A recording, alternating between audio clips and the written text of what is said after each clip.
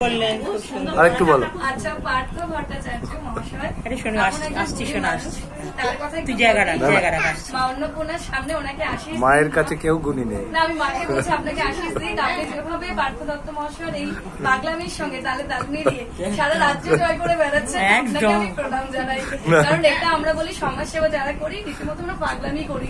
দেখুন, মায়ের অঞ্জলি না দিয়ে কোথা থেকে নিউ টাউন থেকে এই সবাইকে, এখানে সুস্মিতা দি রয়েছে, সুপ্রিয়া দি রয়েছে, কমলিকা রয়েছে, দুর্গা দি রয়েছে, প্রত্যেককে নিয়ে চলে এসেছি। আর আমি মোনালিসা বিশ্বাস করি দায়িত্ব ভাগ করলে আনন্দ পারে, আর আনন্দ ভাগ করলেও আনন্দ পারে। এই বৌদি খুব গুণী মানুষ, এই বৌদিরা প্রচন্ড গুণী মানুষ, তার জন্য বৌদিদের জন্য আমি কথা বলবো। এই যে আনন্দ ভাগ করতে, দেখুন মঞ্চে তো এতক্ষণ বকে এলাম, আমার কিন্তু ক্লান্তি নেই, কারণ কবিগুরু আমাদের শিখিয়েছে ক্লান্তি আমার ক্ষমা করো।